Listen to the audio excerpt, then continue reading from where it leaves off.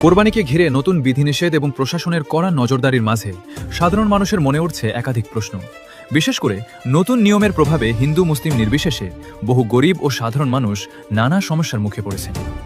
অনেক মুসলিম পরিবার সস্তা পাওয়ার আশায় 1 থেকে 2 মাস আগে কোরবানির গরু কিনে রেখেছেন। এখন যদি সেই গরু বাজারে বিক্রি করতেও হয়, তাহলে তার সঠিক দামে বিক্রি হওয়ার সম্ভাবনাও কম।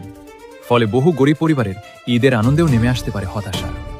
এই পরিস্থিতিতেই করণদিঘি থানার লাহুতারা 1 অঞ্চলের সাবধান পঞ্চায়েতে আয়োজিত সচেতনতা সভায় উপস্থিত ছিলেন থানার আইসি সহ প্রশাসনের বিভিন্ন প্রতিনিধি। সেখানে কোরবানিকে ঘিরে কি করা যাবে, কি করা যাবে না এবং কোন কোন নিয়ম মেনে চলতে হবে সেই বিষয়ে বিস্তারিত বার্তা দেওয়া হয়। সভা শেষে সাবধান এলাকার রুস্তম আলী গরিব মানুষের হয়ে সরাসরি আইসি সাহেবকে প্রশ্ন করেন।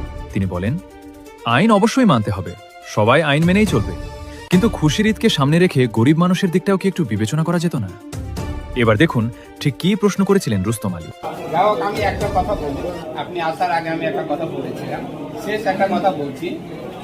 আমাদের এই করণদিঘি, আমি করণদিঘির কথা বলি, কথা লাউতাড়া ওয়ানে, আমাদের এখানে অনেক মুসলিম যারা হয়তো পয়সা বা সস্তা পাওয়ার জন্য 1 মাস 2 মাস আগে কিনেছে, বা হয়তো কেউ 2 সপ্তাহ আগে কিনেছে, এরকম তো কিনেছে।